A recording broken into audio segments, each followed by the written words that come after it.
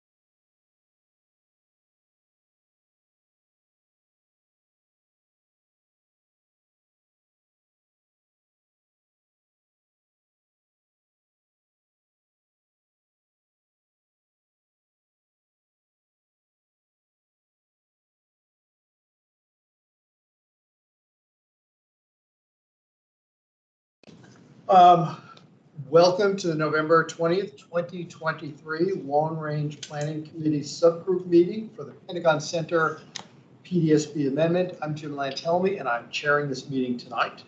We're holding this hybrid public meeting, which enables remote electronic participation as legally authorized by the Code of Virginia per the Planning Commission's electronic meeting policy adopted July 7, 2022. Members of the LRPC subgroup for Pentagon Center are participating both here in person and virtually through electronic means. To orient everyone to our hybrid environment, I will be covering a few specifics about how tonight's meeting is going to be run. Members of the public may attend the meeting here in person or electronically by using the Microsoft Teams link provided on the LRPC webpage, the project webpage, the county's events calendar, and the email notification sent to LRPC email subscribers. Additionally, there's a dial-in phone option for those who wish to use that. For our subgroup members joining virtually, if anyone loses internet connectivity during today's meeting, please reconnect with us by phone. Please keep your phones and devices muted until you're called upon. Turn off the sound to any other devices around you to minimize interference because they're not in sync. For our virtual attendees using Microsoft Teams, please turn off your video feed, and I'll address when it's appropriate to turn it on in a moment. The Microsoft Teams meeting chat is active to serve two purposes. For LRPC subgroup members who need technical assistance, and for members of the public to add their names to the list for public comment, which will be taken at the end of the meeting. Teams chat should not be used for discussion. Those who are planning to provide public comment will still need to do so at the end of this meeting, as the chat will not serve as that opportunity. All public comments must be shared verbally for the record during the assigned public comment period. If the subgroup members participating virtually wish to be recognized to speak on an item during the course of this meeting, turn on your video feed then and raise your virtual hand in Teams, and we'll be monitoring the video feeds so we know who is wanting to speak. Subgroup members who are participating via phone today, without the video option, please announce your name and group you are representing now, and I'll verbally check in to see if you wish to be recognized, as you do not have the video feed option. So do you have anybody who looks like they're on the phone? I didn't see it. That's one. One. Five. Okay, there's one person on with an 845 phone number. Just, hey, never mind. For members of the public who'd like to provide feedback and comment, you'll be called upon to speak at the end of the meeting, and you'll be allotted 2 minutes to speak on tonight's agenda item. Speaking time allotted will depend on the number of speakers we have this evening. If you wish to speak, please enter your name in the meeting chat for the virtual attendees. Provide staff with your name if you're here in the room right now. Lastly, this is a public forum. Today's meeting will be recorded and posted to the county's website. All information associated with today's meeting, whether written or spoken, is subject to the Freedom of Information Act requirements. That out of the way, let's go around the room, both in the room and virtually, to know who is attending and who is going to be at the table tonight. So we'll start to my left. Suzek, Bronson County Planning. Abby Oakland, Kimco Development. Gregory Kimco. Evan Pritchard, Cozen O'Connor, I'm Kimco's land use attorney. Pam Van Hine, Pedestrian Advisory Committee, live in Aurora Highlands. Okay. My name's Tony Streiner. Leah Sarley, also with the Planning Commission. Chrissy Wallentish, Planning Division. And around the back there, Nick Giacobbe, Aurora Highlands Civic Association alternate. Walter Gonzalez, Department of Parks and Recreations. very good. Okay, let's go online to see who's here. I noticed we have a couple of commissions, members of other commissions who are attending. Right there, go ahead. Hey, dog. Hello. Okay, Chris, you can go first. Chris Slack, representing the Transportation Commission. And who's next to you? That's Nixie, and she's saying hi. Good. Caroline, Carolyn Haynes with the Forestry and Natural Resource Commission. Steve Smith, Steve Smith, partner with Cooper Carey. Jeff Krebs, Good evening. This is Jeff Krebs. I'm a landscape architect with VICA. Are you getting creative with your videos? yeah, listen, wait. Gary Shriners, Hi, I'm a new member on the Arlington County Parks and Rec Commission. very good. Do we have any other commissions or neighborhoods being represented? Judy? Okay, Ben? Ben Devanza representing Southampton Condominiums, which is adjacent to the site. Okay, Judy Freshman? You're on mute. She's here, but she's not. There you go, Judy. Can you hear me? Yeah, now we can hear you. Okay, I'm observing. I'm not an official representative of the association. Okay, thanks for letting us know. Is there anybody else who is? Alyssa. Gardner. Melissa Gardner, please, go ahead. Hi, I'm Alyssa Gardner. I'm here for Aurora Highlands Civic Association. Very good, welcome. Also on the line, Mike Minkowski with VICA. I'm the transportation planner. Okay, great. Michael Dowd, And Michael Dowd? Crystal Pentagon City's Council. Mike? Is he on or is? He is on. Okay, you're on mute.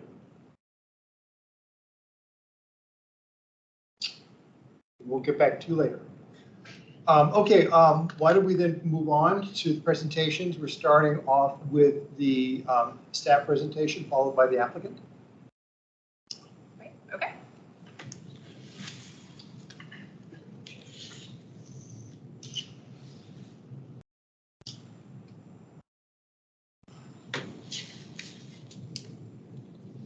Okay, sorry, give me 1 second.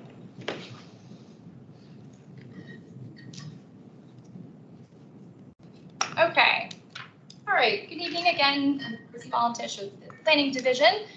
So we're going to kick us off with a short staff presentation to provide some background details about the site, the PDSP details, and to tee up some discussion topics for tonight. Just to make sure everyone understands what we're reviewing here tonight, the applicant has submitted an application to revise the Pentagon Center PDSP to make general changes to the site layout, density, open space, street network, and things of that sort. At this time, the request does not include a final site plan for any specific building or block development. So it's intended that this public review process focus on the more high-level changes that are being proposed, and the LRPC meetings will not be followed by SPRC meetings with this process. Okay, so for tonight's agenda, we'll have a short staff presentation followed by the applicant presentation, and then we'll go into the selected discussion topics for this evening, followed by public comment. Okay, getting into the site layout. The Pentagon Center site is approximately 17 acres and is located in Pentagon City. The site's currently developed with the Costco wholesale store, Pentagon Center Mall containing retail shops, 2 residential buildings, and a structured in-service parking lot that both serve Costco. The site is located within the boundaries of the Aurora Highlands Civic Association, and in the map in the bottom right, you can see the surrounding development sites, which include Fashion Center Mall to the west, the 12th Street Landing site to the north, or the TSA site, for which Brookfield has an application in as well for a PDSP amendment. Then the Penn Place site to the northeast, Met Park to the east, and the Claridge House Assisted Living Facility in the Southampton condos located to the south. In regard to land use, the site is designated medium office apartment hotel on the county's general land use plan, which permits densities up to 2.5 FAR for office uses, 115 units per acre for residential uses, and up to 180 units per acre for hotel uses. The site is zoned CO 2.5, which is a mixed-use district. Okay, getting into the PDSP history and background, there have been several minor amendments over the years, but these are the two main things we want to highlight tonight. So the original approval of the PDSP was in 2008, and most importantly, that established the design guidelines and the Pentagon Center guiding principles, which we'll look at in a moment. It also contained a GLUP amendment, a rezoning, a PDSP with density allocations for the entire site, as well as a final site plan for phase 1. And then in 2015, there was a major amendment, major in the sense that it involved a pretty lengthy public review process that included other reallocation of residential uses, increasing building heights, modification to building layout, similar to what we're looking at right now. Then also the final site plan for phase 1 to construct both residential buildings A and C, which are the Whitmer and the Milton. Those are constructed today. And then also the above grade parking garage for Costco.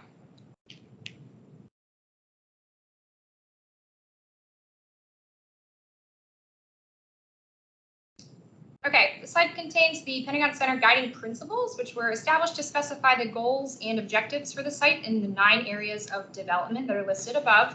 I've gone ahead and highlighted in green for the main in green font the main takeaways from each principle, as well as aspects of each principle we'll look at to evaluate the proposed PDSP amendment's conformity with the guiding principles. So we can come back to this and pull it up throughout our discussion.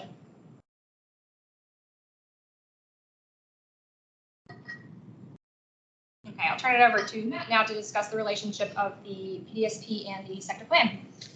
Thanks, Chrissy. The guiding principles that we just had on the screen, pretty robust and really still in effect, that will kind of guide our conversation and review through the LRPC process. One of the things that we wanted to make sure as we're revisiting the vision for this one particular block is what is the updated vision on all the properties surrounding the site.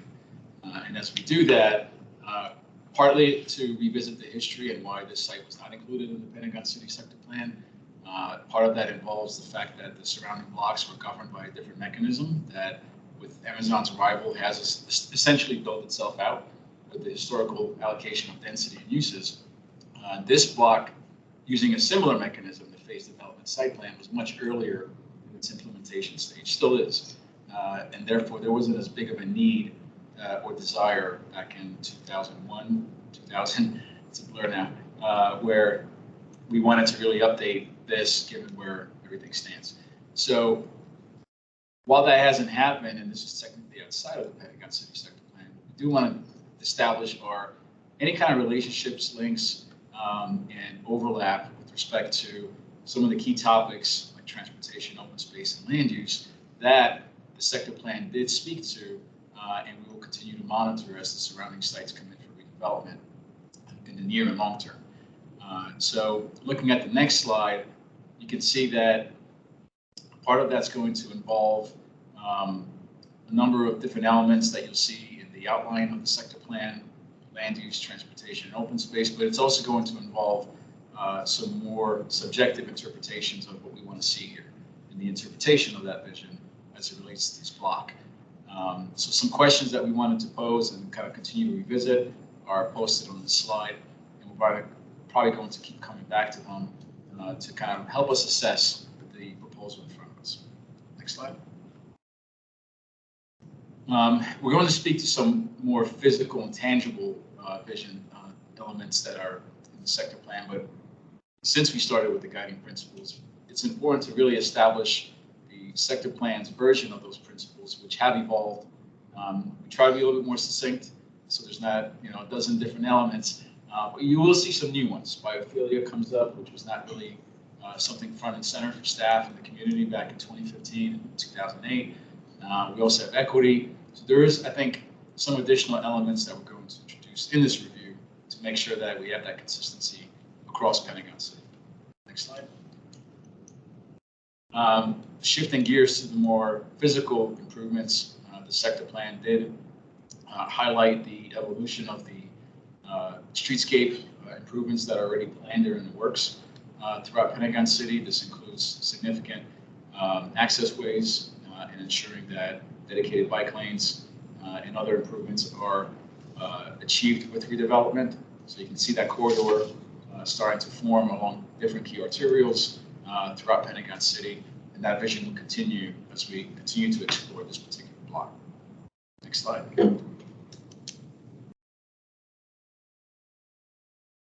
As redevelopment occurs, one of the significant improvements that we want to achieve on some sites more than others is increased vegetation. There are portions of Pentagon City that are very hardscaped, a lot of concrete heavy parcels that really with redevelopment, we're going to try to rebalance that distribution of vegetation as new projects come online. And this would be the same for the Pentagon Center block, where as redevelopment happens, some significant dedications to private vegetation, landscaping, and tree canopy are expected throughout Pentagon City. So this is a kind of a convenient exhibit to illustrate how that happens in more of a lot coverage type of analysis for the property in Pentagon City. Next slide. In addition to the private aspects of each site's redevelopment, we also have specific areas set aside for public parks and plazas. These mirror symbols that we've included on our general land use plan to signal where future redevelopment needs to accommodate those type of public amenities. Now, what you see here, which is pulled from the sector plan, is essentially the 2015 vision for Pentagon Center. And that's because at the time, we were still expecting and pursuing to implement that vision. So what the sector plan did is rather than trying to impose something brand new, it simply reflected the current vision that we were still trying to implement. What I think this process is going to allow us to do is revisit that vision and see how we could marry up either better or equally as well with the Pentagon City vision for the surrounding blocks while still achieving some of the underlying principles that were established in 2015. So this speaks to parks and plazas, but on the next slide, you'll also see references to the green ribbon, which do traverse east-west through this block as we continue to provide access between the eastern and western parcels, given the other segments of the green ribbon, but also other destinations like Virginia Highlands Park, like the Met Park, and additional areas that we may want to cross to, in addition to the new facilities that might be coming online. Next slide. And then lastly, away from some of the more physical improvements throughout the site, there is guidance in the sector plan that speaks to any additional density above what historically has been allocated would need to deliver at least 10% of those that density is affordable. So this is something that we specifically targeted and make sure that across the board it would be feasible, and in some instances may even increase depending on the value of the additional density that's being calculated at the time of the redevelopment. So with that, I'm going to hand things back to Chrissy. Great, thanks, Matt. At a very high level, this slide shows the changes that are proposed from the 2015 PDSP to the current proposal. I've called out the changes to the building placement, use type, and height, as well as location of open space, but keep in mind there are other changes including to density, parking, street grid, and so on. The applicant will go into more detail on these changes during their presentation, so this is just to provide you with an overview. Here we're showing the density and the building height tabulations, and in the red boxes are the changes from the 2015 plan. Just to highlight some major details, generally the applicant proposes to decrease retail GFA by about 77,000 square feet, and we see a significant increase in residential GFA by about 1.23 million square feet, an increase in office GFA by about 330,000 square feet, increase in hotel GFA by about 26,000 square feet. Overall, we're looking at a GFA increase of about 1.5 million square feet, which equates to an increase in FAR from 2.68 to 4.69 FAR. We also see an increase in open space of about 43,000 square feet. And then on the right, you can see the building heights are also increasing from what was approved in 2015, with the exception of building B, which will be reduced to a 2-story retail building. Moving on to the process. So Again, as I mentioned in the beginning, there is no SPRC process to follow this. This is just a PDSP amendment. So we really just envision being able to discuss this within 2 LRPC meetings, the first being tonight. We don't have a meeting on the books yet for the next meeting. We do anticipate generally spring, summer 2024 commission meetings and then county board hearing. But as everyone in this room knows, that is totally contingent on the county's review of the site plan and the PDSP, as well as the public review process. So this could very well change, but for right now, this is kind of what we're anticipating.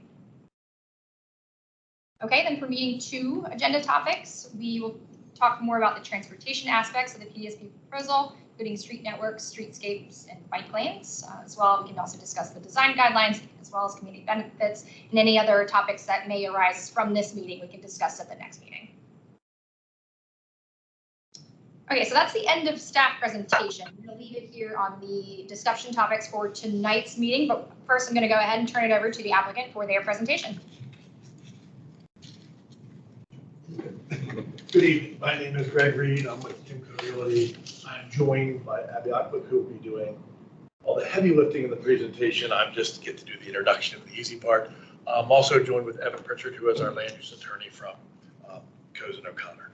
So to give a little history, back in 2014, 2015, we did the original sort of the amendment that gets us to the plan we have today. The biggest thing we were asked then, and I'll start off by saying, is Costco's not going anywhere. They still have over 20 years of control. I can still remember the one community meeting we had a couple hundred people there. And certainly at that time, it was Jeff Glazer stood up and said, Costco's not going anywhere, and probably half the meeting left. So Arthur actually put in the flyer, Costco going away? Like 3 question marks, just to fill the seats. And he succeeded. Costco still has over 20 years of control. They are still not going anywhere. But we're here more because what got approved in 2015 has significantly changed to where we are today in a society of what we see in retail and office and residential. To give a little background in case you don't know, Kimco is a publicly traded company. We have over 500 assets around the country, including Puerto Rico, and over 90 million square feet of leasable area in our shopping centers. Probably about 15 years ago, we started doing multifamily. We now see it as a key with the live work environment and adding an anchor to our shopping centers. So we have then since then probably entitled over 12,000 units, and it has been our goal recently to try to bring that aspect to any of our anchor shopping centers. Pentagon is a signature center for us. Recently, in a couple of years, as we mentioned, we have completed the Whitmer in 2019 with 440 units. We have also completed recently this past spring, summer, the Milton, which is now leasing up and doing phenomenally well. Hopefully soon we'll have the retail opening in the bottom. We have Hunan coming, First National Bank, and we also have Sparkle and Pop that will be opening this spring, and we're still working on the leasing of the other couple spaces.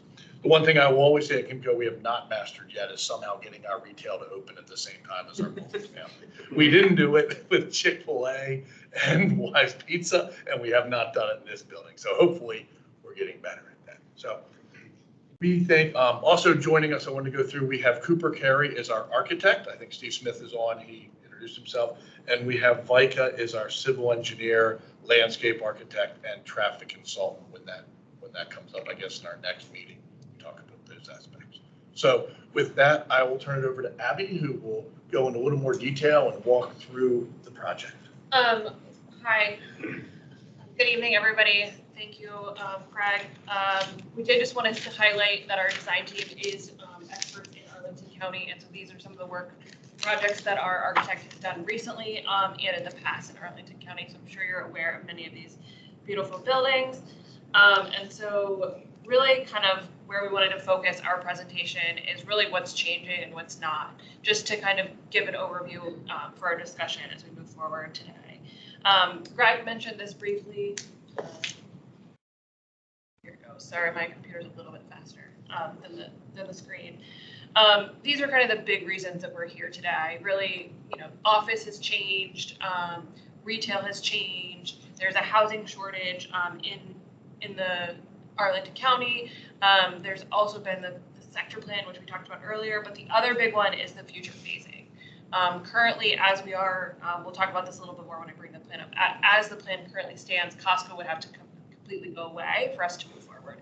This allows us to keep Costco in the interim as we move forward into phase 1. So really the first point we really wanted to talk about is how much the density increased to match what's going on with the Pentagon city sector plan. And so you can see, we mentioned this earlier, but in 2015, the FAR was 2.68. The current proposed FAR is 4.74, and the sector plan calls for a max of 9 FAR around us. And so really this is bringing us up to more in line with what's going on around, including Penn Place, as well as the TSA site, as well as the future opportunities for the Fashion Center, as well as the other properties in the Pentagon City Sector Plan. So this is kind of one of the main drivers. The next is to really create a double-sided retail street on Fern. So Matt mentioned the bike lane, the protected bike lane that the sector plan asked for on Fern. Currently in our proposal in the 2015 approval, we don't have the street section in order to do that. And so what this does is this widens the Fern Street section to really create the opportunity for the 5-foot protected bike lane, as well as the 6-foot, it's 4-foot protected and then 6-foot bike lane. It also basically adds, complete streets. So we also include the setbacks for outdoor dining to kind of create even wider streets. That wasn't really a thing that everybody talked about in 2015. So really, you can see in the street section, the yellow is really the new portion, which would be in the private right of way, but it is still building based. And so we wanted to kind of talk about that. The other thing the plan does, and I'm going to flip back real quick, is that we have moved the open space. We've moved the open space from along Fern Street in order to create a double-sided retail street on Fern. And what we hope that this will do is it'll actually improve the retail that's already there today that struggles, but it'll also help our retail in the future. Retail does better when you have cross-pollination, and so you can kind of walk across the street. And so what we're hoping this does is improves that, but also creates a good environment in the future. And so what this does is it actually pulls the parkland back into the center of the site.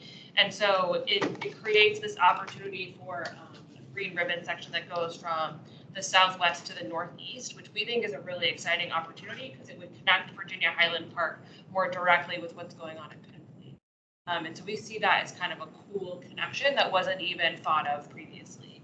The sector plan talks about the east-west connection. And so while on Hayes, we do foresee that to be our more urban section, we are interested in your thoughts on what a connection through that would look like. What does the Greenway Street section look like? The other thing is we are adding a 30% open space increase. And so the proposal has about 4.25 acres of park. That is approximately an acre more than it was previously. So that is quite an improvement in this kind of change. Going on, Ozzy? I briefly mentioned this earlier, but the phasing is another reason that we're here. As you can see, the future Grant Street now in this new proposal actually allows Costco to stay in the interim on phase 1. And so because of that slight shift to move the road over, we're able to kind of move forward with redeveloping what is now Pentagon Center Mall previously, rather than waiting for Costco to kind of go away. With Greg mentioned, they have over 20 years control. We don't see them leaving until then. And so this gives us an opportunity to phase this a little bit more than waiting for them to relocate. The other thing I'd like to mention in this is we think there's an opportunity to put an interim open space here where the office building is, given the current office environment. And so this is about 22,000 square feet of open space that we could do in the interim. And we're interested in your thoughts on that, if that's something that everybody would be interested in. But again, it would be interim in waiting for the final parks that would come online when Costco does relocate.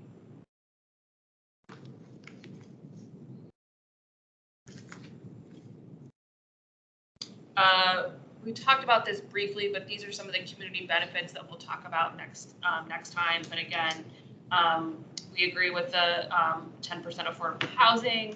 We're keeping the street grid. We've added the southeast to northwest connection, as well as the increase in the open space and preferred street. We did want to kind of point out where we think we're hitting the 6 sector plan principles, just so everybody knows. The street trees, as well as the trying to figure out how we can meet the 40% tree canopy for the open space, the transportation, green development with LEED Gold for new buildings, as well as creating places for people with the increased open space and the wider streetscapes for outdoor dining. And then again, kind of coordinating at a district scale to keep the street grid that goes through the site. So really, slide is, yes, so what the next is what does not change. So obviously there are tweaks to the street grid, but we're still maintaining 6 blocks in the new proposal that has active ground floor retail. As you can see on this, all the red is retail, the yellow is residential lobbies, and pink is hotel lobby, and blue is office lobby. So you can see there's quite a bit of activity on basically all fronts, street fronts.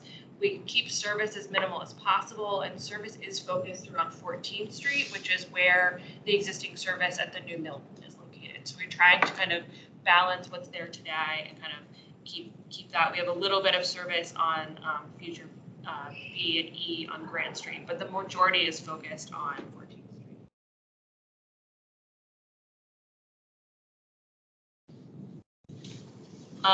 Again, I've mentioned this, we're keeping complete streets, so there's still streetscapes with street trees, still bulb outs at intersection crossings. We're adding kind of the outdoor dining area now that was not included previously. The other change that still keeps it similar is we're now meeting the new county tree volume requirements. We've adjusted our street sectors are slightly wider to account for that calculation. The other thing is we are still maintaining the height variation where our highest buildings are at the Metro Center, and we step down as we move toward the south. So A, E are our tallest buildings, and then we have B1 and F, and then we kind of step down to the Milton where it is today, as well as in the future D building. Goes down to 120 feet right at 15th Street. So really we are keeping that kind of variated height across the property.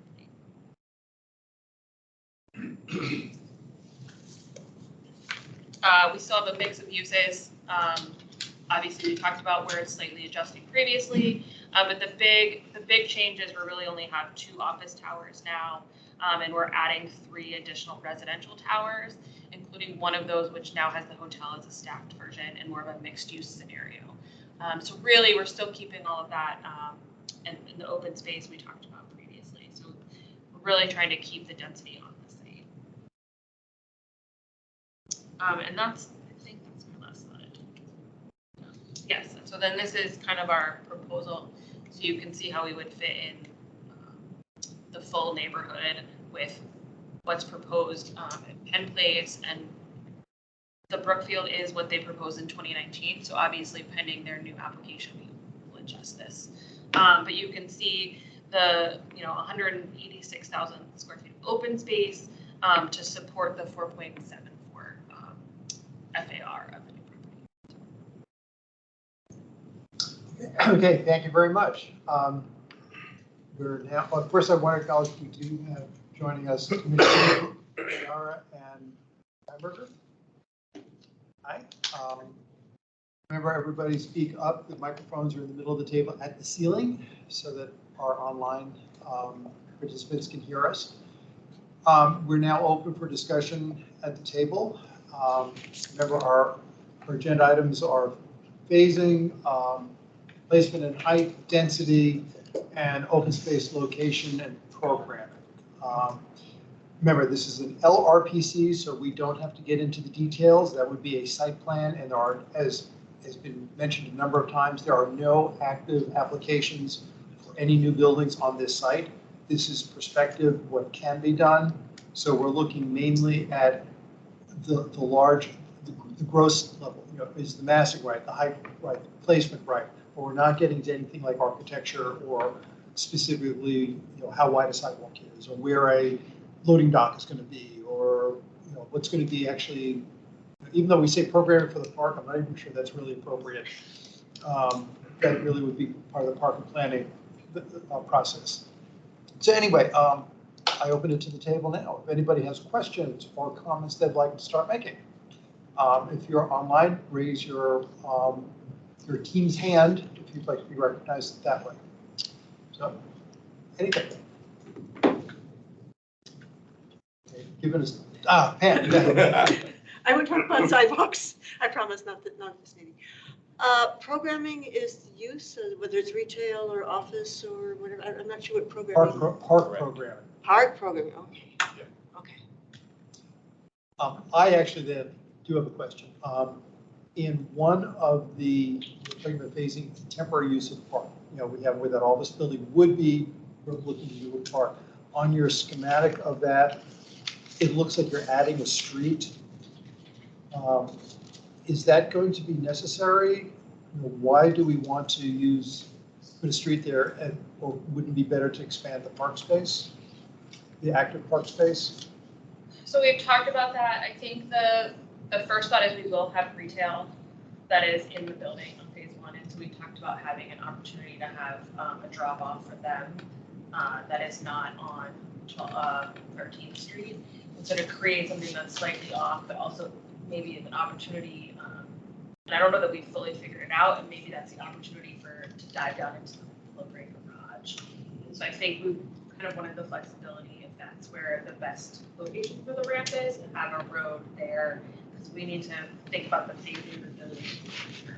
Because if you're going to, because in some of your other renderings, when you have the two buildings of the B1 buildings, they like button each other. Yes, they will connect in the final phase. So we're just really giving ourselves optionality by having, if that's the best place for the ramp. Because the retail on the temporary street would long-term exist because the two buildings would be. Correct. So the retail will be on the street side. So it'll be, I don't think I even see mine. It'll be on the 13th Street side. That's where the retail will be. So that gives it a full corner to have some. I guess what I'm wondering is, does it have to be a vehicular street? I mean, I could see wanting to have a right of way maybe that people and bikes could use, but unless you're putting a loading dock there or there's a ramp going down, why would we want to have cars being able to drive through there? So I'm throwing that out there. Yeah, as I think. for Can I consideration. jump in here? Yeah. 'Cause I have Sure. this question too. So I just want to clarify which street we're talking about. 'Cause Yes. I'm trying to keep up and I'm having a bit of a hard time. So are we talking about 13th? So in the interim condition where the office building is, Look on we're the thing there, there's proposing a arrow to going up not and down have. Yeah, so he's talking about that street that doesn't have a name that would be temporary in the The interim north-south phase. street Yes. between, on the B1 floor? Correct. Yes. In the mid-block. The mid-block. Right. End of the day, I think we would like the flexibility to have it be a vehicular street if possible, because we don't know where the ramp will go at this point in time. We'd like to have the optionality if we needed to put it there. However, we may not need it and it could become a pedestrian. I think at this point, because we're so far out, we'd like the optionality. The intent would be to build all the underground structure for the entire block. Yeah, So that we would put the garage in and everything underneath even the park area. That way we don't have, when we come back, it's basically there. We don't have to build another giant hole right next to that existing building. So working out those details is why we think we might need access into that area from the front of the building. In an interim condition until that other building is built. That's fine. And if you wanted for flexibility, I guess I could sort of go along with it, but my preference would be to not have yet another vehicular street. If we can avoid that. I mean, I understand if you want to have it as garage access, but other than that, I'm not sure it adds anything. And I'd rather have more park space than have cars. Is sort of where I'm coming from on this. So maybe like, It's not a huge park space. so maybe like a Bonerv that's just for Yeah, that'd parking be fine. access, Right, but that it's, would be Yeah, fine. yeah, yeah. Right, but it's clear that this isn't like a shortcut for people who are driving around. Exactly, yeah. I mean, I was gonna say, it sounds like it's a pedestrian priority, some sort of treatment that we could really emphasize that, you know, it's not for, like you said, cars to just kind of shortcut. That's sort of what I was thinking. We now have that in courthouse where your building went up right next to the subway entrance. That is, it actually, cars can actually go on it apparently, but it doesn't like cars ever will because it doesn't look like it's for cars. You mean the Yule Street Plaza Yeah. for the landmark Yeah. block? Yeah, It is emergency vehicle access only. but there's no signs there. It says that.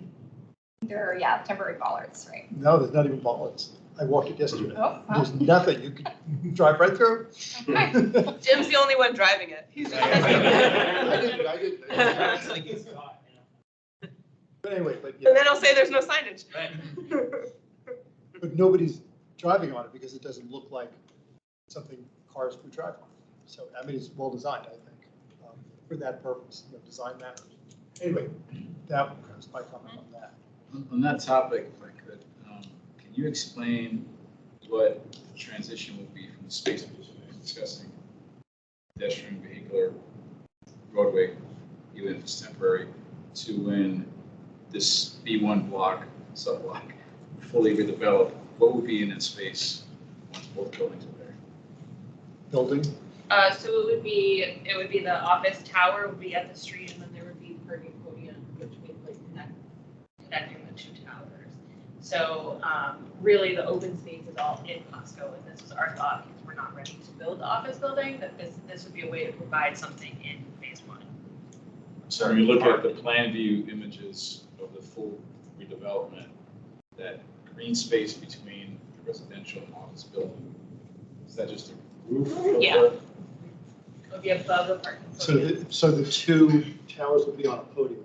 Yeah, so we didn't mention this, but there's a lot of discussion previously in 2015 is because of the metro tunnel, we can only go below grade 1 floor on that side of the property. And so right now, the plan is to have one level below grade, and then the remainder of the parking would be above actual ground floor. That is not the same on the right side of the property. That would all be below grade. We don't have that issue with it. Is that for the entire western portion of the PDSP? Yes, Or just so block B1? So B1 only needs one level of below grade parking because it needed a above grade podium. And then B1 is the only one that would have above and below similar to the Whitmer and the Whitmer. Okay. Yeah. So for the people listening back home, where's the Costco link about? If it's staying, where is it going to be? Exactly where it is. Where it is today. Oh, where it is today? Yeah, where it is today. Okay, so it's not moving. No change. For 20 years, but then it moves away. Okay. In 20 years, we have control. Okay. 20 plus years, we get control. And which Is it B? This is phase 2. E. There's no more cost. So if you look at It's on- the if you plan look on at the that one, screen, it so you can says- see where Costco is, and then it Oh, goes I away to have the 3 blocks on the right. And maybe Abby, we should even break this up. So this is like phase 1B we're looking at with the new office building on Hayes. Yeah. Phase 1A is with the 22,000 square foot. I think just to correct that, because maybe it's just between the two presentations. As far as staff's concern is, there's really no phase that looks like the image on the left, right? Correct. Correct, yes. Correct. Yes, yeah. That phase would be where that So blue basically, building, as long as Costco is that blue there, building would not be there, it would be the office park. building on B1 is not. So we You have didn't get 20 the years open worth space. of open space on Hayes. At least. Right, yeah. Correct. Of course, right. Yes. Okay. Yeah, that graphic should definitely switch then. Yeah. Yeah, very. That wasn't This is an earlier, I old- think, this is an image, so. old diagram. Yeah, Commissioner Steinberg. But I also want to note that there's a hand raised if that's someone, is that someone? Oh, thank you. So I can go after Yeah, him, Ben, because he's had his hand up for a while. Ivanzo, go ahead. See your hand raised. Thanks. My phasing question is, and it's connected to the open space. it's more for the county probably. The sector plan contemplates turning Hayes into a green ribbon. I don't believe there's a timeline for that. And I wonder what the interconnection between this project would be and the redoing of Hayes, and if there would be, they would want to wait till that, if there's been any kind of conversation around the interconnection between those two projects. So there's two things there. The sector plan envisions a north-south connection of the green ribbon, kind of taking you up from Virginia Heights Park and onto 12th Street, Brookfield property. When it redevelops, will take you further east. The segment along Hayes that would deliver that was initially and primarily envisioned on the western side of the road, and likely in a way that would still allow minimal intervention into the Simon property, the mall is. That's still a long ways away, and we need a lot of coordination with that property owner. But it was not anticipating any potential improvements on this side of the block, on the east side of Hayes.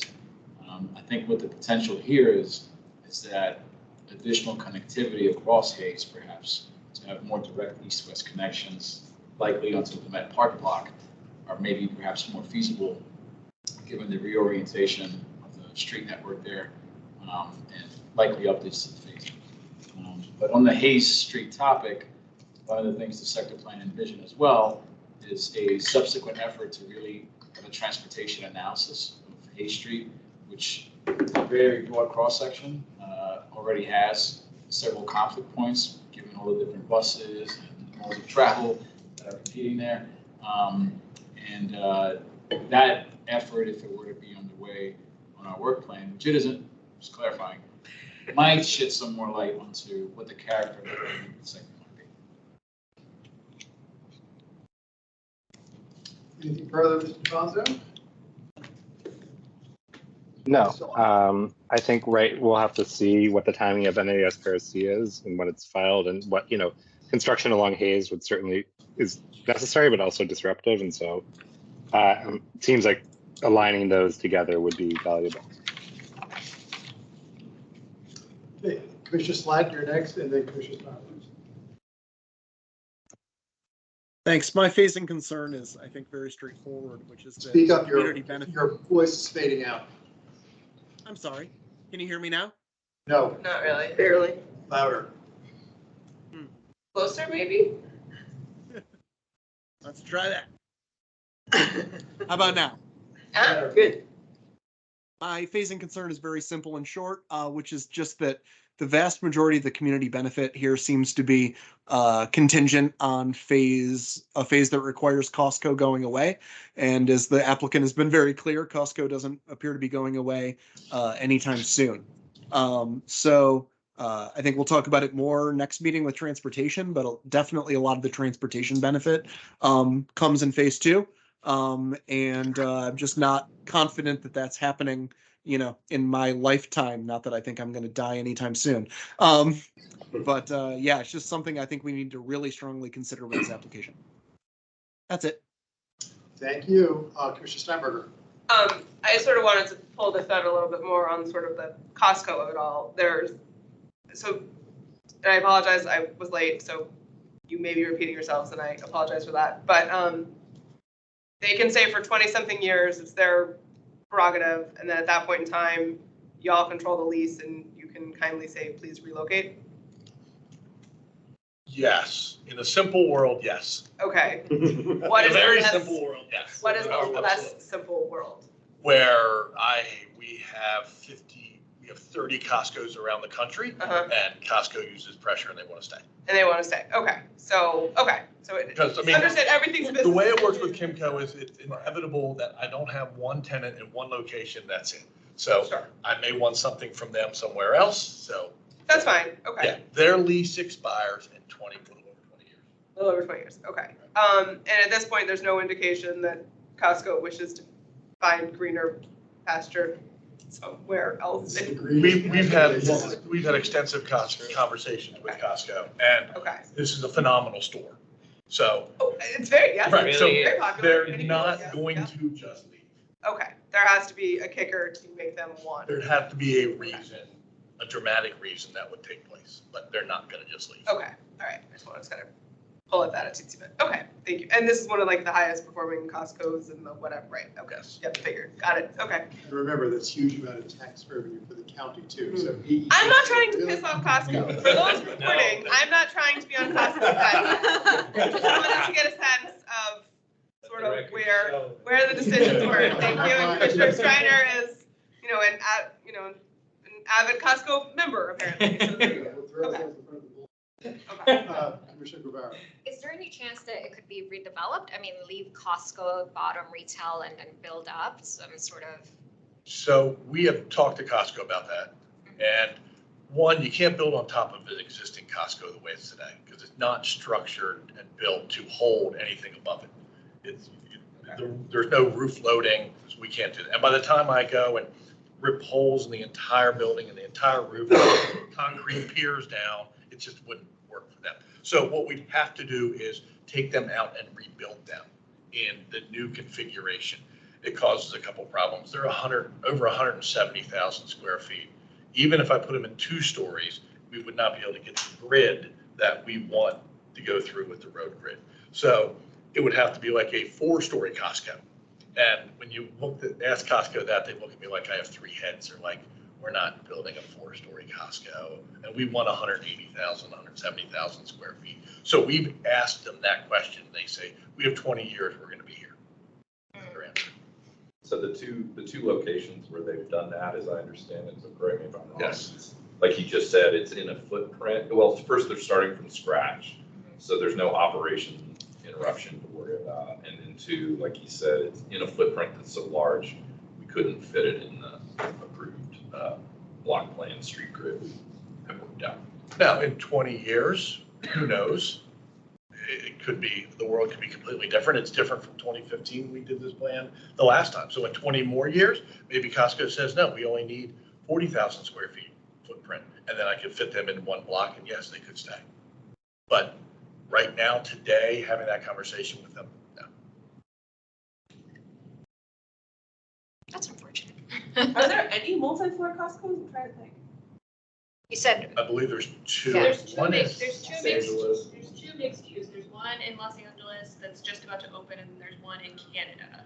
But I don't believe any of them are Los Angeles and Canada. Yeah, but I don't believe it's a multi-story store. It's still a single-story floor. It's just with stuff on top of it. So Costco itself is still one One floor. store, right. Yeah, I was thinking, it's not like I go to that many Costco's, but I don't think I've ever seen. Yeah. Okay. I mean, their whole theory is they're a warehouse, right? So they want the efficiency that their machines can go in and out, right? And so they are not looking at multi-level stores as a result. Again, who knows what'll happen in 5, 10,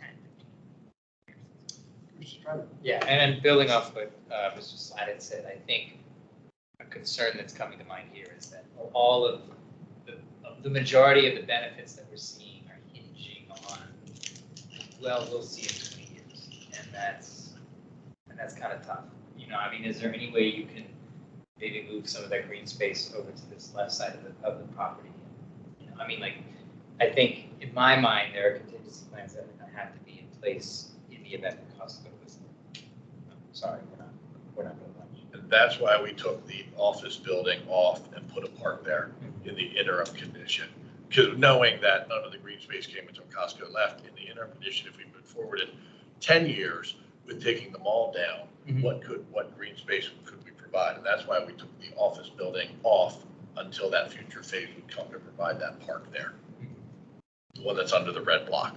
Yeah. And that was definitely a major concern in 2015 when we got that approval. The same comment was made that too many of the community benefits, particularly the park space, is backloaded for the later phase. Right.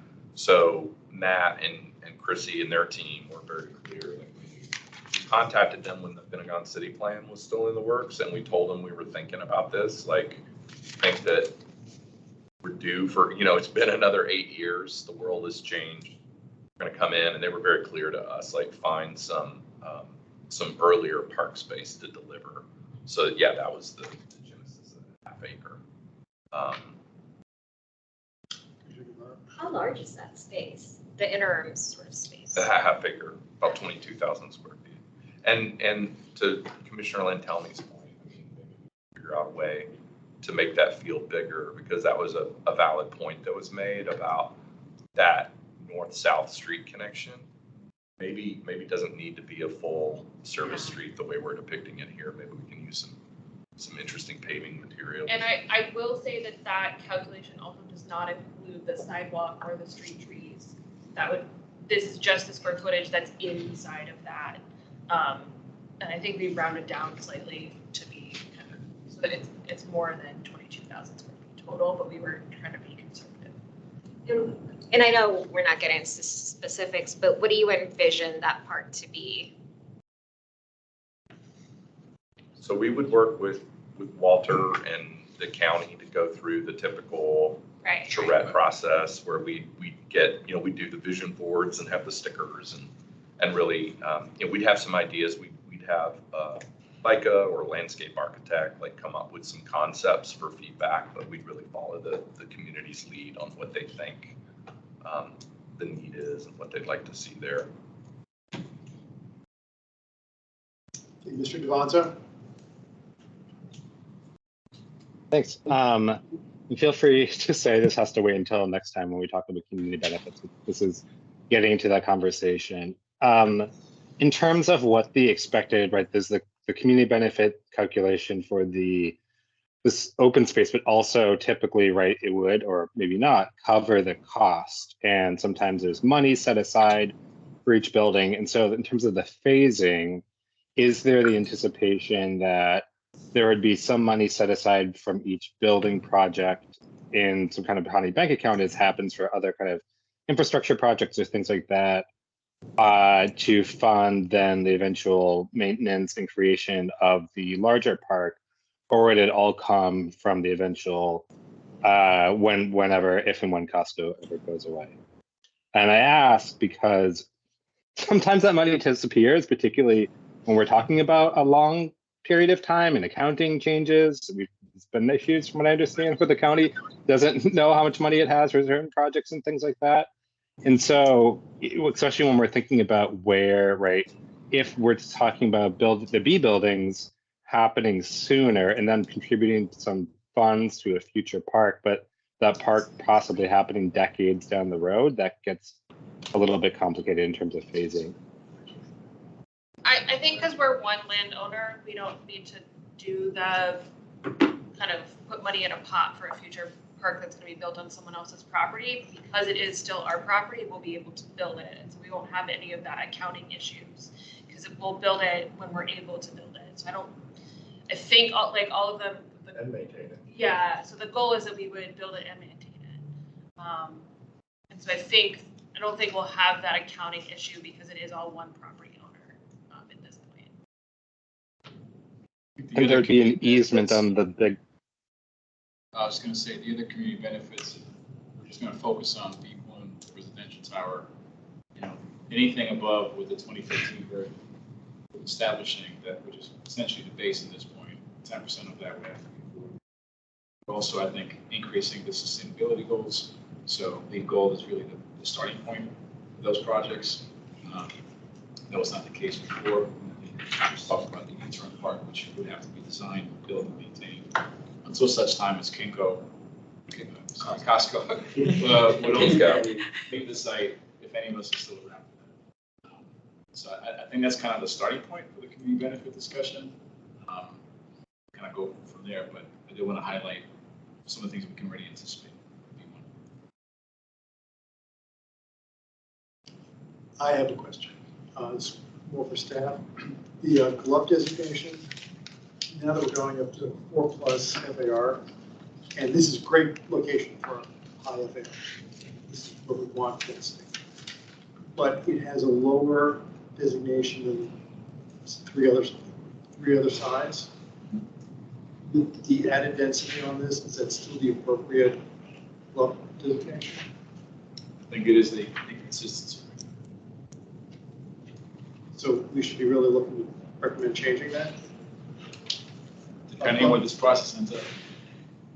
So up is something that can be on the table? I think we need to explore that because we would not want to update the vision without we're cost of leaving the love designation to perpetuate a kind of inconsistency between what we already signal as potential appropriate levels of density, basically compared to the accepted levels. And then I think it's low OAH right now. Medium. Medium. Right. So the surrounding sites are high. Right. It doesn't make any sense for this to be medium to me, looking at what's there and what's surrounding it. And it's really literally up. Was there any discussion of that from the previous iteration? That they were trying to 2015? Sort of a sculpting? Does anybody remember? I think there's some guiding principles that speak to the location of height for the tallest buildings. That's not consistent with high. I can just say, having been there, that it wasn't even contemplated because HQ2 hadn't been thought of yet. The Pentagon City Sector Plan update hadn't been thought of yet. So we were just working within the existing club, and it wasn't even on the table. It was more of a height variation discussion rather than what is the density ceiling and how does that correspond with the appropriate levels we have for each general land use plan category. And we definitely tiered from the metro. We definitely had the Whitmer go highest, and then all the buildings fan down from that, just like we're still doing, for sure. I think it's consistent with the design principle, the principles for the area, not just for the donut, the whole of the donut, but everything around it. I mean, all of that to have a consistent club designation is consistent with what the vision is. That's why I was curious if there was like a Central Park vibe that they were trying to develop. It doesn't seem like there was, so it's sort of. You mean the glove category? Yeah. Well, I think before, I think there was a slide that mentioned we're at 2.6. Right. We are, which is generally where I think zoning CO2.5 allows you to do. So there wasn't as big of a need, I think, to change either category. I think we're getting to a point now where neither zoning or the glove may reflect the vision it looks like.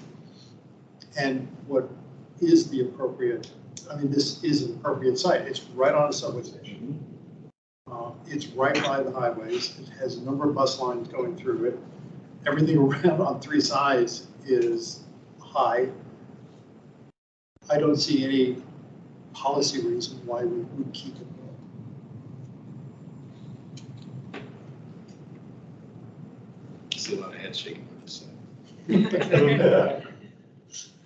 I mean, I think we're open to the fact of you know, change the full project, right? Because we do believe that we should fan down. So if the appropriate change we would have loved is at 14th Street, right? And so 14th Street North goes high density and then it stays south. I think we're open to that if that's something, because I think again we want to fit with this vision if we like something that we propose. Yeah, the step down is not inconsistent with having that club category. It's still absolutely appropriate to do that, and that's again a good design principle. Yeah. And that's the way it's working in the rest of it. So that shouldn't be an issue or a block from doing it. But after I read through what the vision is for the block, it seems highly consistent with it as high problem. Yeah, and I think the metro access and the surrounding vision is clear rationale. I think what would also help in this process is to better understand as the open space in the middle of the block expands, what is the overall impact as the surrounding buildings also go up? Because I don't think we've seen like a shade study right now with what the open space could have looked like back in 2015 and what it might look like now for these building heights. And that could be another marker of, is this the right level? Because open space expansion is great, but I think we also have to be mindful of what are we creating around. We have some studies we can share. We did not put them today. I don't know if you have them to pull up, or I have them. I have them. They're not in a presentation format. We do have a couple hands up, but we can. Yes. We can also read that at the next meeting. Right. So. Yes, no problem. I mean, it just strikes me also moving the buildings to Burn Street makes a huge amount of sense because I fully agree with you that a retail street, retail on both sides would be more successful than one that has it only on one. So I think that's good urbanism to have that street be lined on both sides by buildings rather than have it just open. So that I think is a very positive, personally, I think that's a positive change to this. Of course, it's going to be 20, 30 years in the future, but nonetheless, it's nice to be aspirational. I was going to add that I think, my quick reaction to seeing the new diagram, it does make sense to have the southern exposure on the open space. I think, that part of it, I thought was an improvement, not necessarily based on anything other than I think you just get more sunlight, into that green space. So I think it just helps the notion of plants. I had a couple just sort of checkbacks. It's not necessarily a question, but just making sure, and I'm just trying to look at the grid, and I know that we're trying to break the super blocks and all that. But on 14th Street, cutting through the park, just sort of what is the thinking behind making sure that the grid is there? Is that pretty much what we're doing? Just because, again, it's sort of an opportunity to create more of a contiguous green space, on that 14th block of, I think it was F, block F. I don't have a block diagram here. Does staff have any thoughts on that? On block F or B? Well, essentially 14th Street on block F, right? This is the next phase conversation. I just want to touch base and make sure I understand the thinking. I'm not questioning it so much as I'm just trying to get a little bit of insight into the vision when the first study was done. Yeah, this street here is what he's talking about. It cuts bisects the park, the open space. Yeah, I mean, I can start that, and again, some of our transportation staff are going to join us next step, our PCBA. Transportation will be the focus, but this has a very similar approach as the Penn Place block did when they went through its process. Similar time, 2013, I think it was, where several different modes of travel were being prioritized.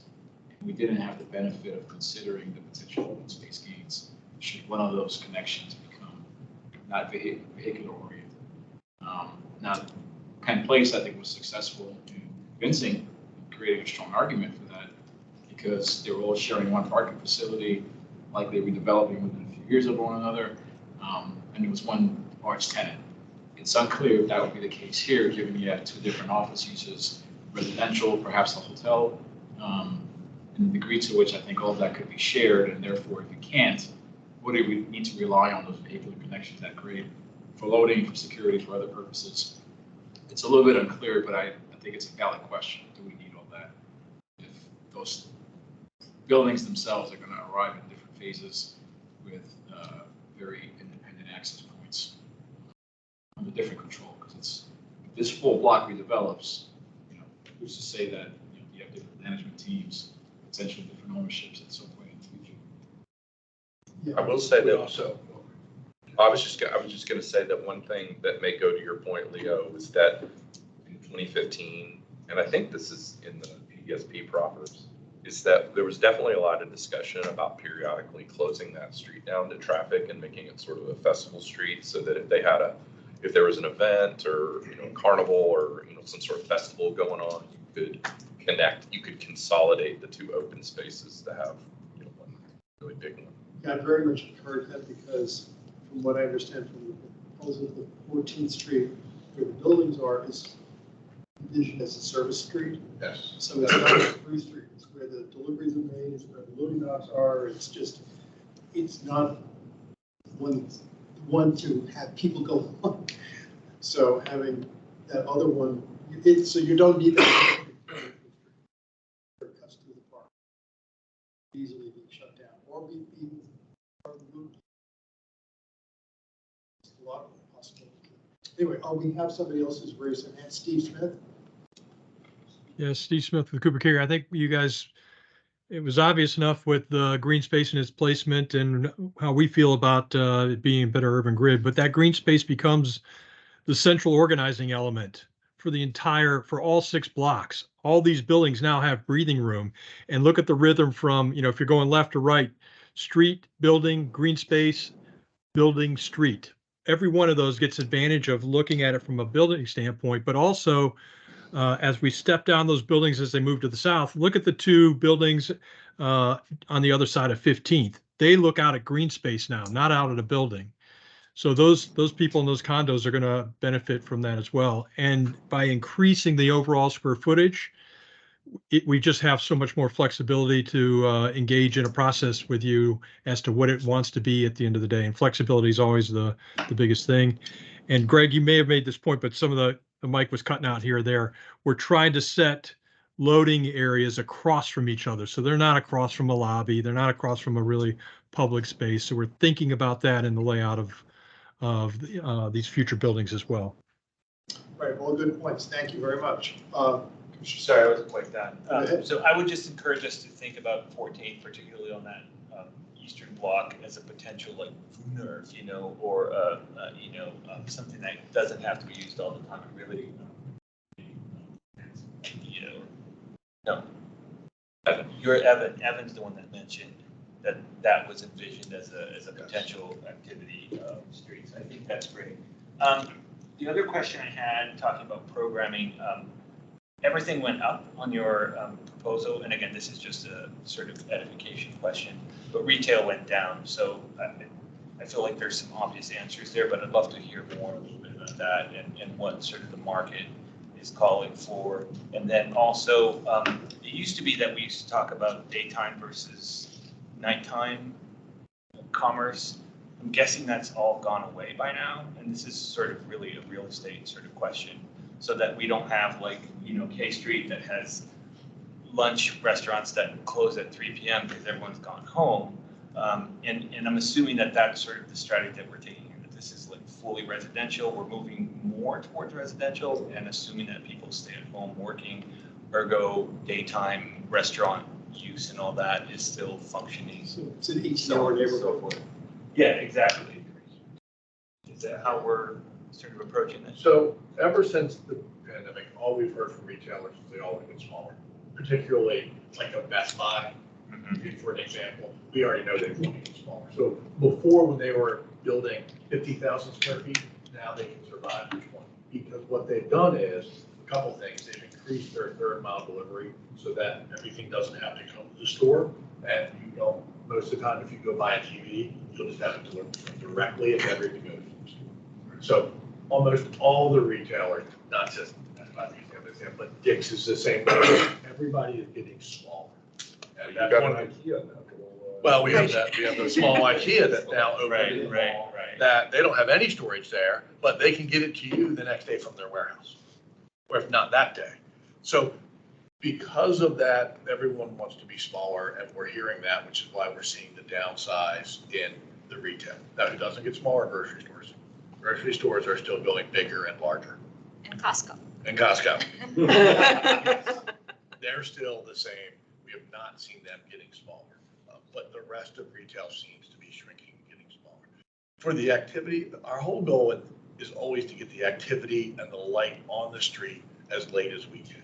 Are there still breakfast places like a First Watch that are open from 7 to 3 and are doing phenomenal? And we would probably do a deal with one of them for that activity. But our goal always to get a mixture, because what we don't want is one side of a building dark at, to your point, now with unfortunately daylight savings time at 4:30.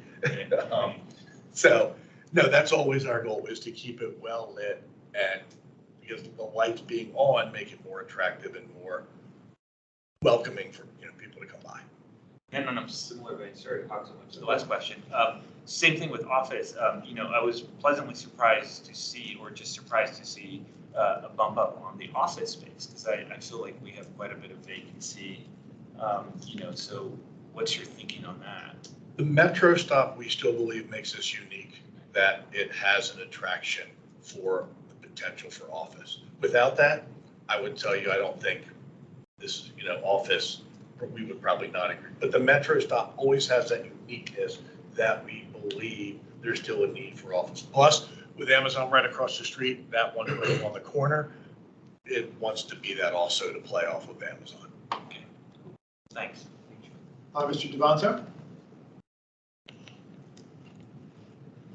Thanks. A couple comments about a couple things that have been said in the question. First, affirming that yes, I think the open space change is probably pretty appropriate for us in Southampton. Not only, you know, it helps, I'm sure people would rather look, and well, I don't know. Some people might rather prefer green space rather than buildings, but also certainly construction impact. But also in terms of the step downs, right? We're 4 stories and having a building front, the carriage house makes a lot more sense. The question, I was going to question kind of a comment around the 14th Street and maybe a request to look at the slides around the way where 14th Street has really become in some ways the primary entranceway and pedestrian heart into Met Park based on kind of my observations. And that's a really important part about building out and breaking up the grid is the kind of pedestrian access. I was wondering if you could kind of point out where the new kind of pedestrian particularly areas are. And one area I have in question is we do have at Southampton and Claridge House a shared driveway kind of mid-block now between, I guess, the new Grant and then Fern. And I don't think I see a proposed pedestrian crossing there. Those are kind of a big block. So I was kind of wondering if there's any consideration of improved pedestrian access as kind of a part of this, especially across 15th Street. So if I'm understanding right, you're asking about crosswalks across 15th Street. Is that both? Yeah, I mean, in general, I'm interested in where the new crosswalks are as part of this, across Hayes, across. I don't think there'd be any across Fern, but maybe. But also particularly, I don't think I'm seeing a crosswalk between Grant and Fern along 15th, and I think that might be beneficial.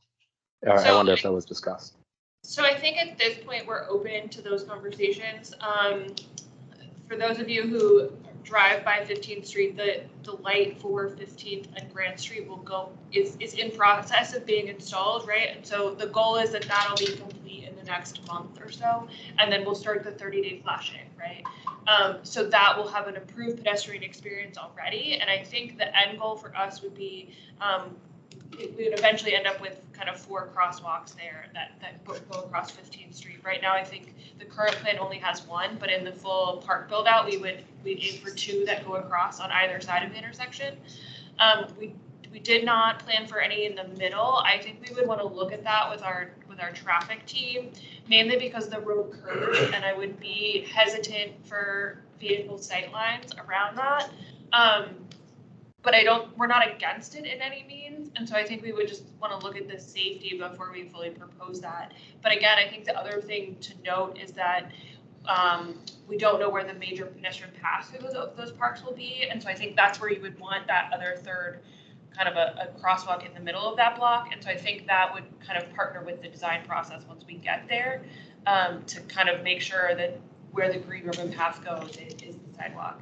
As for the crosswalks across Hayes, we relocated 13th Street to actually be aligned with where the crosswalk is today. So the big crosswalk that goes from the mall, from basically Nordstrom's to Pentagon Center, that is now 13th Street.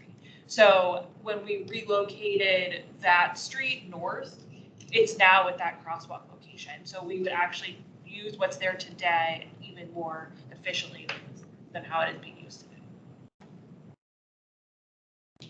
Thanks. Another place you might want to just consider in terms of human behavior crosswalk is along the 14th Street between Fern and Grant, right? If you're having these two kind of buildings, F and D, across from each other, you may have people naturally trying to cross kind of at that western end of them rather than kind of go to the crosswalks either at Grant or Fern. So that might be another place where you might have human behavior prone to jaywalking. Yeah, I agreed. I think as we figure out the park design and where the green ribbon goes through, you'll probably have mid-block crosswalks at each of those points to connect the green ribbon all the way through. So where those locations actually are, I don't think we can say at this moment, but I would estimate that there is a mid-block kind of creating that easy path all the way through. We've actually learned that on 14th Street since the Milton opened. If you've been there, when you come out of the mall, the intent was you were supposed to go slightly to the right and there's a crosswalk across. Well, no one was doing that. They were hopping through the dirt and going that way. And then we put barricades up and they were still, I don't even know how they got through there and walking down the middle. So actually we're working on, we'll be coming with a very minor thing to put sidewalks today on both sides of 14th Street. So to promote whether you want, because no one wants to walk across the street, to walk 100 feet down, to walk back across the street. So we're working now, we've surveyed it, we've got some design to come up to put a sidewalk on both sides, running by the existing guard shack for the gate, running down through that side also. That's great as a frequent, as a person who has done all of those things. Yes, desire, pedestrian desire lines, yes, always mention them. I was thinking about Met Park and how it's kind of a model for a lot of what you're going to be doing. I'm really excited about how well it's come out and how successful 14th Street is over there. The traffic is really, every time I'm over there all the time, it's really low volume. And the drivers are driving slowly, they're cautious, they're yielding to people, which doesn't happen on side streets. It feels green, you can make it greener. It has a wide variety of retail. It's active all the time. You know, it's active at night, it's active in the daytime. They have you know, their farmers markets and other special activities and concerts. You could do all that and really make it 24/7. So I think it's a great model as things are being built out there, and it's a good thing to watch. Thank you.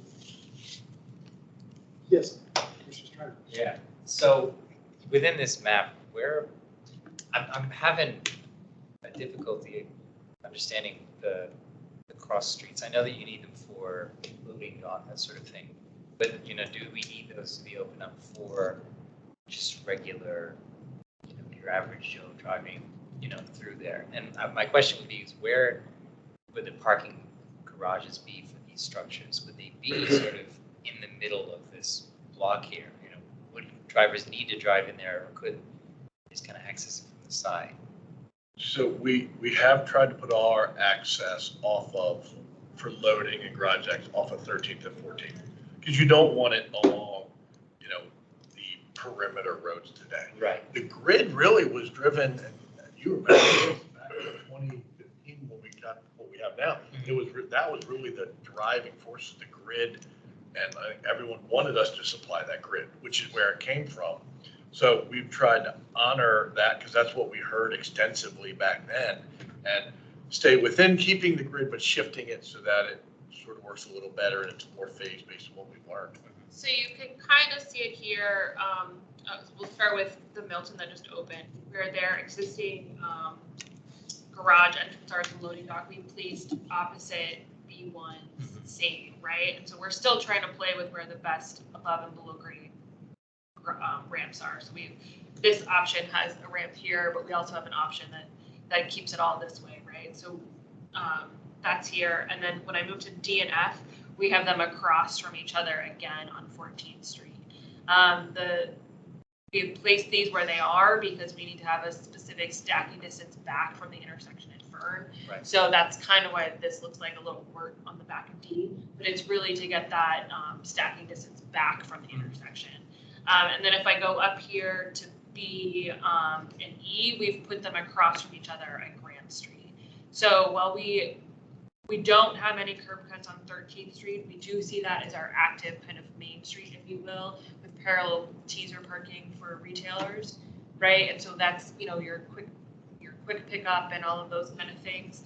And then we see the same thing kind of extending down on Grant Street at the park face. I think the idea would be that there's opportunities that we could make kind of booters, like we talked about, both on the park portions of 14th Street, as well as Grant Street, as well as then 13th Street. So that if there is an opportunity that we could have an art festival and close down the entire length of 13th Street, we could do that, right? However, we do think, going back to previous conversations, we thought the street grid was still important. We like the porosity and the temporary, you know, the short-term retail parking. And so I think there's conversations, but that's really how we got here. Yeah, and my thought process is that, you know, it's this area that's very metro accessible. We're trying to make it very pedestrian friendly. It doesn't make sense to have 3 large vehicular roads cutting right through it. To me, that just, I understand the reasoning, but to me, that's something that I'm kind of grappling with.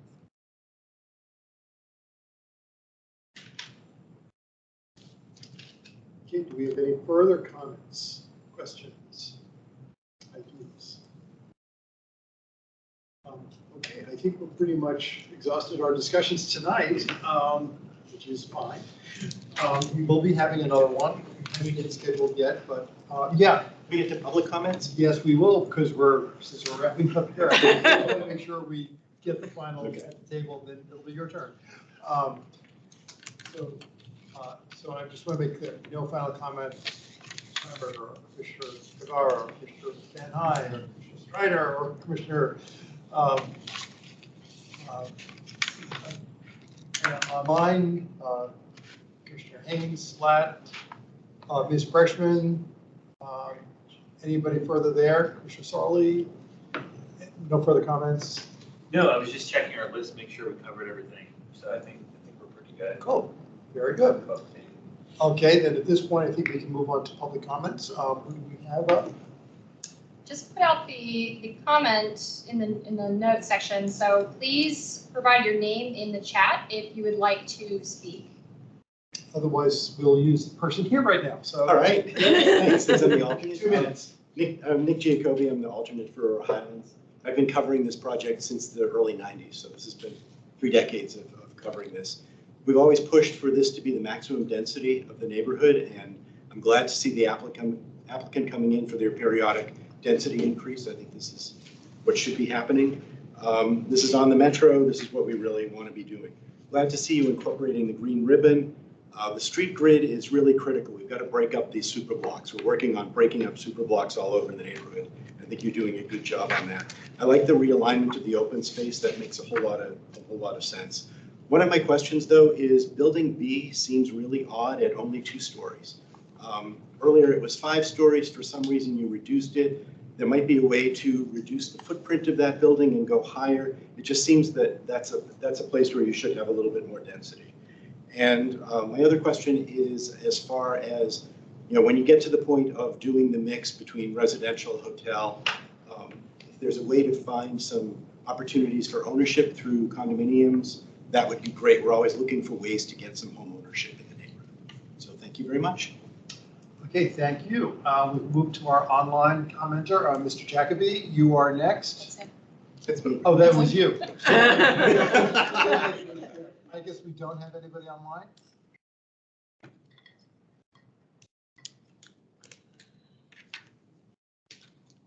Okay, I guess we're done for the evening then. All for coming. Thank you for your thoughtful comments. I think this has been a productive session. And I look forward to having our next LRPC whenever that is. We'll be in touch. We'll be in touch. Thank you all. Thank you. Thanks. Would it always be on a Monday?